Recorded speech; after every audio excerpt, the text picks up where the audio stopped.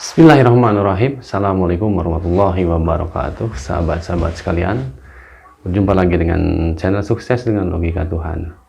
Sahabat-sahabat sekalian, seperti biasa saya akan berbagi logika dengan Anda, logika yang diberi petunjuk oleh Allah Subhanahu wa taala bersumber dari Al-Qur'an. Sahabat-sahabat sekalian, di masa pandemi ini sekarang masyarakat Indonesia mulai melirik investasi saham sebagai sesuatu yang menarik untuk meningkatkan kesejahteraan ekonomi di lingkungan keluarga maupun untuk planning keuangan secara pribadi.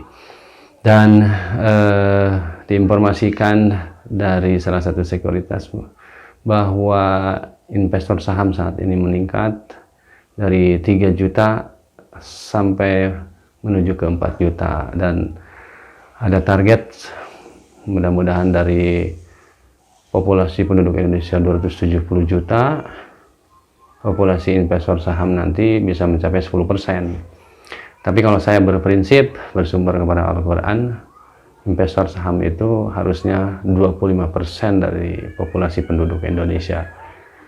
Insya Allah jika populasi 25% ini terpenuhi, Indonesia akan menjadi negara dengan kekuatan ekonomi terbesar di dunia. Sahabat-sahabat sekalian,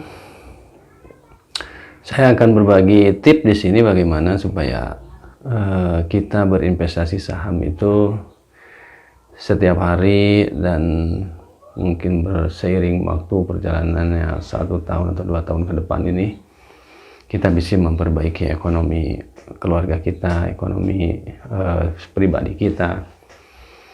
Ya, saya punya pandangan bahwa untuk berinvestasi di saham, di bursa saham, itu perlu pengetahuan yang memang harus dimiliki, ya, tidak sembarangan. Tapi jangan takut juga, kita bisa belajar sambil berjalan, tapi dengan menggunakan kapital-kapital yang kecil-kecil dahulu supaya kerugiannya tidak terlalu besar kalaupun kita akan mengalami kerugian karena kesalahan. Nah, namun demikian sahabat-sahabat sekalian, hal yang perlu diperhatikan yang pertama memang seperti apa yang kata ahli-ahli saham gitu, bahwa untuk investasi itu kita butuh perusahaan yang sudah punya fundamental bagus, atau dalam bahasa sederhana, saham yang diinvestasikan di perusahaan yang sudah punya kepercayaan, saham yang sudah punya manajemen yang bagus, laporan keuangan yang bagus, atau terbukti dari tahun ke tahun sampai 10 tahun atau 20 tahun perusahaan itu selalu melaksanakan kewajibannya kepada investor, misalkan bagi-bagi dividen. Nah, itu bisa jadi salah satu cara untuk mencari perusahaan apa yang layak untuk dijadikan sebagai tempat investasi. Yang kedua mungkin juga kalau di Indonesia, ya, kita percayakan kepada pemerintah, ada BUMN milik pemerintah yang dikelola oleh pemerintah dan itu juga dijamin oleh pemerintah. Saya kira ini perusahaan-perusahaan pemerintah juga menjadi salah satu pilihan buat kita semua untuk menginvestasikan uang kita di perusahaan tersebut. Namun demikian juga kita akui tidak semua perusahaan atau BUMN itu juga sehat. Kita pilih yang sehat-sehat saja, yang banyak direkomendasikan oleh para ahli saham. Nah, sahabat-sahabat sekalian, setelah analisis fundamental, kemudian sedikit analisis teknikal memang perlu. Jadi kita untuk melihat, kalau teknikal itu untuk melihat harga tertinggi dan harga terendah, sehingga kita nanti pada saat membeli itu punya pertimbangan lah untuk beli atau dijual.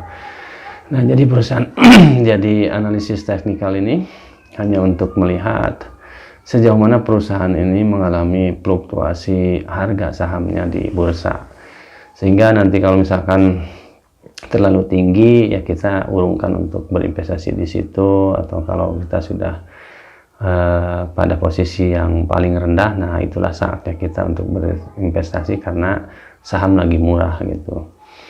Hanya sesederhana itu mungkin yang menurut saya analisis teknikal atau fundamental. Kalau orang ahli-ahli itu kan sudah menggunakan teknologi, sudah menggunakan data-data yang bisa dipertanggungjawabkan. Tapi sederhananya seperti itu untuk analisis fundamental dan analisis teknikal itu. Nah, yang selanjutnya ini juga tidak kalah penting, sahabat-sahabat sekalian. Setelah kita berinvestasi, keberuntungan itu sesungguhnya adalah hak dari Allah Subhanahu wa taala. Sekalipun kita sudah menganalisis secara fundamental, kita menganalisis secara teknikal, tapi tetap saja keberuntungan itu kan hak dari Allah Subhanahu wa taala. Allah akan memberikan keberuntungan kepada siapa yang dikehendaki. Oleh karena itu, sahabat-sahabat kalian, setelah berinvestasi, mari kita coba usahakan supaya investasi kita itu berkembang, perusahaannya supaya mapan. Ya, tidak ada salahnya kita melaksanakan tugas perintah kita sebagai orang-orang yang berkeyakinan kepada Tuhan Yang Maha Esa. Kalau orang Islam bisa ya didoain dalam sholat duha 12 rakaat setiap hari, kemudian malamnya tahajud 11 rakaat, kemudian kita biasakan juga dengan mengeluarkan sedekah, karena dengan sedekah itu kita akan mendapatkan feedback 700 kali lipat.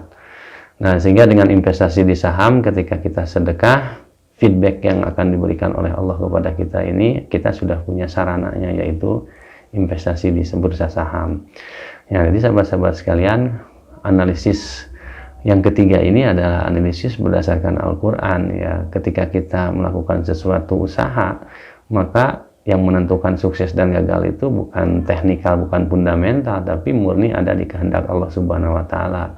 Maka setelah saham diinvestkan, tingkatkan spiritualitas kita. Duhanya 12 rakaat tiap hari, jangan kelewat. Kemudian setiap malam tahajud 11 rakaat. Kemudian setiap hari kita upayakan untuk sedekah sekecil apapun, sehingga kita menjadi orang-orang yang dikatakan oleh Allah Subhanahu wa taala orang-orang yang bertakwa.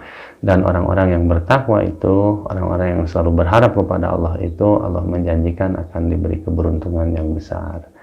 Nah, begitu sahabat-sahabat sekalian, tip investasi saham untuk di abad 21 ini yang sekarang sedang ramainya dibicarakan orang dan diminati oleh para generasi milenial di abad 21 ini.